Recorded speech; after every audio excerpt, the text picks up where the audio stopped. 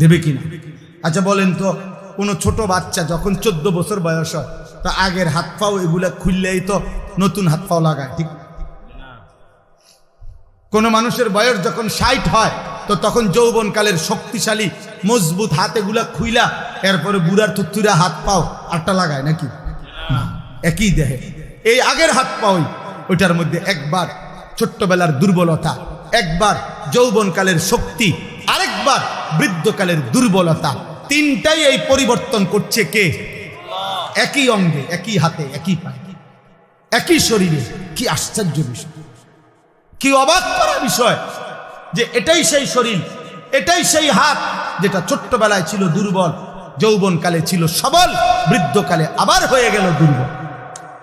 আল্লাহ বলেন ওয়ামিনকুম মান ইউতাওয়াফা মিন ক্বাবলু, আর আমি আল্লাহ, মনে রাখবা এই তিনটা তো আমিই বানাই। শিশুকাল কে দেয়? যৌবনকাল কে দেয়? বৃদ্ধকাল কে দেয়? আল্লাহ বলেন এটা যেমন দেই, আবার এটাও মনে রাখবা সকলকে আমি এই 3 কাল পুরা দেই না, বরং অনেককেই আমি আল্লাহ যৌবনে পৌঁছবার আগে আগেই, বৃদ্ধে পৌঁছবার আগে আগেই আমি আল্লাহ মৃত্যু দিয়ে ফেলি। দেয় কিনা? যে বাচ্চা জন্ম নেয় হয়তো 60 বছর পর্যন্ত হায়াত পায়, জন্মিলেই কি বুড়া হয়? জন্মিলেই কি যুবক হয়? 3 বছরের বাচ্চা কবরে নাই? 6 বছরের বাচ্চা কবরে নাই? ওয়ামিনকুম মান ইউতাওয়াফা মিন ক্বাবল। আল্লাহ বলেন আমি কিন্তু সকলকে বৃদ্ধ পর্যন্ত পৌঁছাই না, তার আগেই মৃত্যু দিয়ে ফেলি।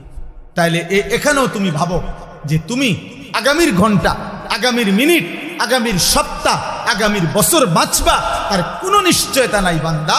অতএব আজই গোলামি করো, আজই বন্দিগি করো, আজই বাঁধি। বলেন ইনশাআল্লাহ। ওয়ালিতাবলুগু আজালাম মুসাম্মা। আল্লাহ বলেন আমি কিন্তু প্রত্যেকের হায়াত পূর্ণ করি, অর্থাৎ ছোট বাচ্চা মরলেও সে পূর্ণ হায়াতেই মরে, কিশোর বয়সে মরলেও